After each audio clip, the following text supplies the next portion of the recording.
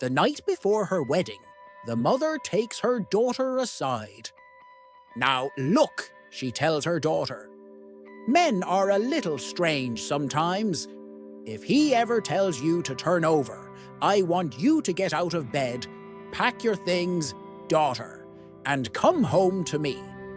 So the couple gets married and everything is fine for a couple of years.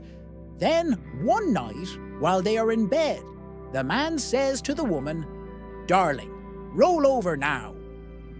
Hearing this, she gets out of bed, puts her clothes on, and starts packing her things. When she is ready to leave, the confused husband says, "Honey, wait a minute, what's the matter?" Wiping her tears, she says, "My mother told me that men are a little strange sometimes, and if you ever ask me to roll over, I was to get my things, leave you, and go home to her." "But honey," says the husband, "don't you want children?" 1. An elderly mother and her young daughter were walking in front of a temple when the monk happened to spot them. The daughter was wearing booty shorts and a tank top at the time. The monk called from the distance and came towards them. "Child, that's not an outfit for a young girl," said the monk. "Here, take this $100 and buy yourself some nice clothes," he said, while giving the daughter a $100 note. The next day they were walking the same path again. The mother stopped before they were in the vicinity of the temple and told her daughter she had a good idea. She removed all her clothes and walked towards the temple, buck naked. As she expected, the monk was there and called out to her. The monk came forward, gave her a $10 note, and smiled. The mom was infuriated and started shouting, "Why does she get $100 and I only get $10? The monk smiled again and said, "There's a barber in the next block. Give him $10 and shave yourself." 2. A family of 5 is going on vacation. They've rented an RV for the cross-country trip. They loaded the RV with household items, clothing, recreational gear, pets, and food. Off they go. The car crashes into a brick wall minutes after starting the journey. Everyone is killed except the pet monkey. Police investigate but can't find a reason for the crash. They bring the monkey in for questioning. Police: "What was the mother doing before the crash?" Monkey pantomimes apply lipstick using the rear view mirror. Police: "She had the mirror turned. This might have caused the crash." Police: "What were the kids doing before the crash?" Monkey pantomimes kids fighting. Police: "The kids caused a distraction. This might have caused the crash." Police: "What was the dad doing before the crash?" Monkey pantomimes drinking out of a bottle. Police: "The father was drinking. This might have caused the crash." Police: "What were you doing before the crash?" Monkey pantomimes holding a steering wheel and driving. 3. A U.S. Navy cruiser anchored in Mississippi for a week's shore leave. The first evening, the ship's captain received the following note from the wife of a very wealthy and influential plantation owner. "Dear Captain, Thursday will be my daughter's debutante ball. I would like you to send 3 well-mannered and handsome, unmarried officers in their formal dress uniforms to attend the dance.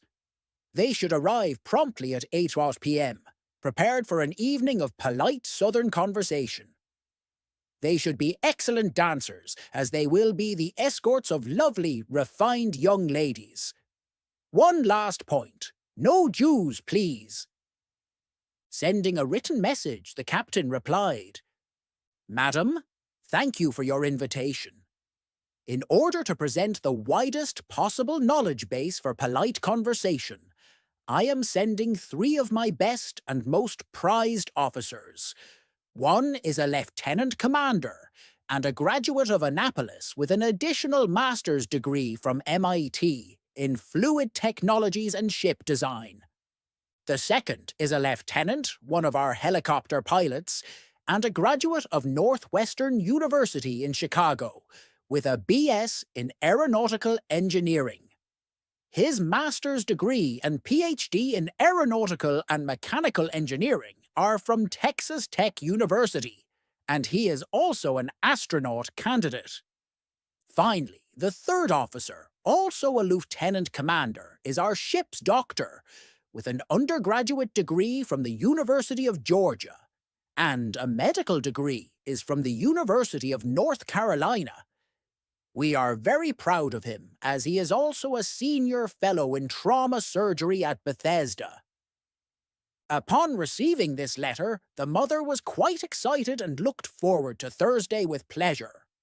Her daughter would be escorted by 3 handsome naval officers, and the other women in her social circle would be insanely jealous.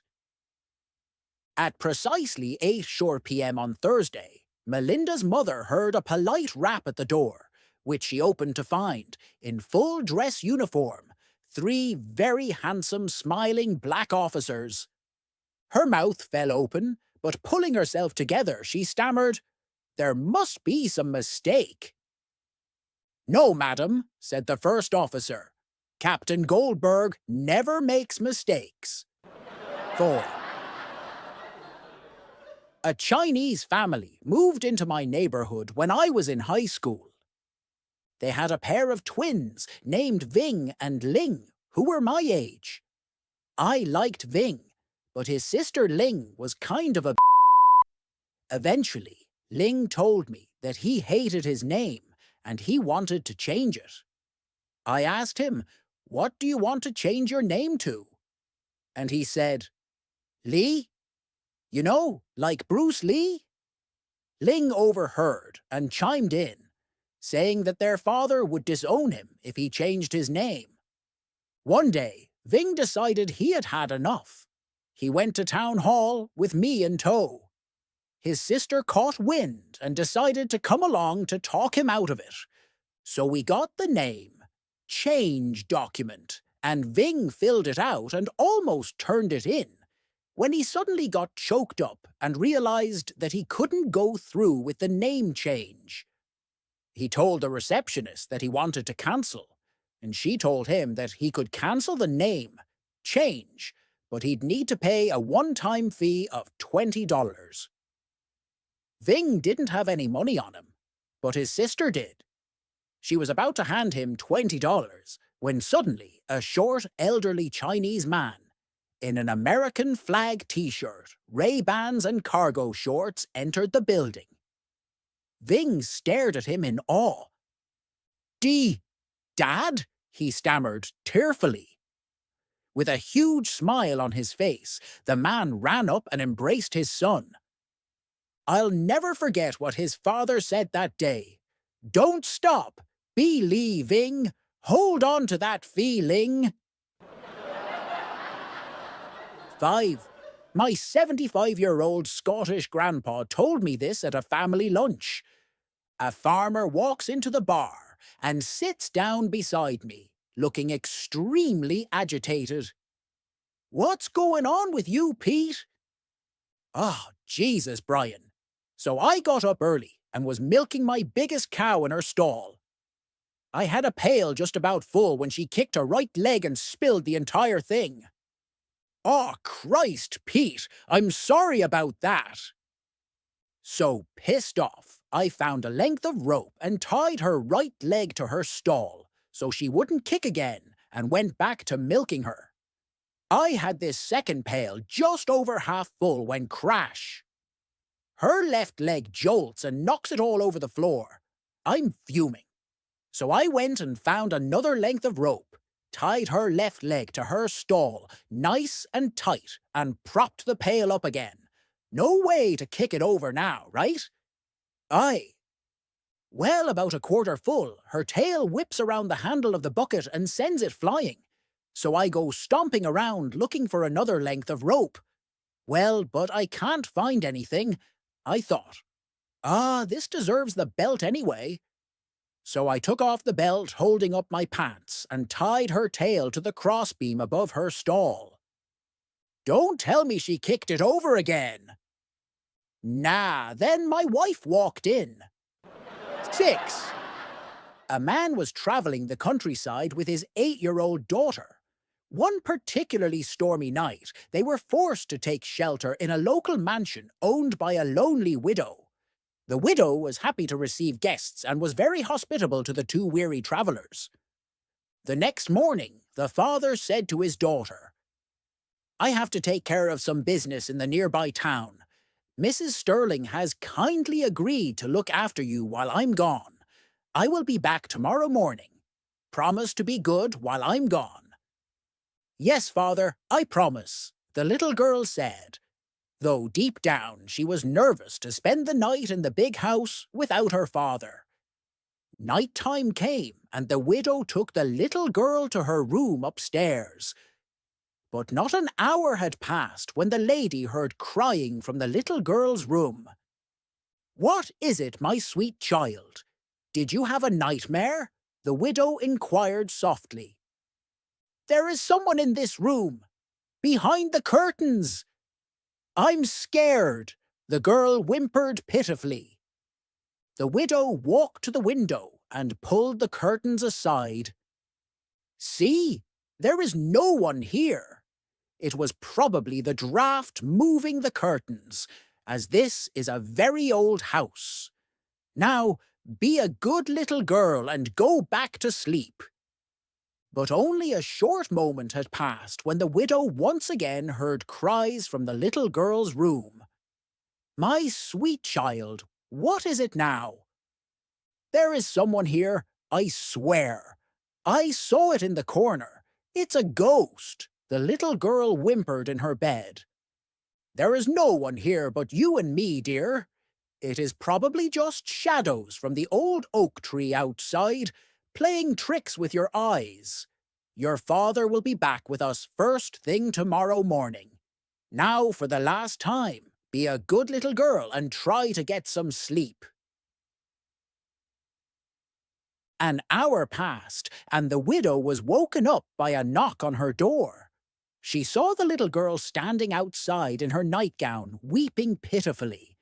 "It's past midnight, and you should be fast asleep." "What is it now?" the widow asked, exasperated. "I saw the ghost again, miss. It won't let me sleep. Can I come sleep next to you?" "Now listen to me carefully, child. I have lived in this house for 367 years, and not once have I seen a ghost. Now, for the last time, go back to bed and try to get some sleep." 7. There was a Vietnamese family with 2 daughters of marrying age. In these modern times, their parents were open to interracial marriages, but wanted their daughters to maintain nothing of their heritage. The first daughter meets a Latino businessman named Jose Juan. She falls madly in love, and they announce their engagement. The second daughter soon follows with an engagement to a grocer named Abram Luce. The first daughter decides to keep her maiden name, Nguyen, but also take her husband's name. The natural choice is a hyphenated last name. The second daughter ultimately decides to take her husband's name.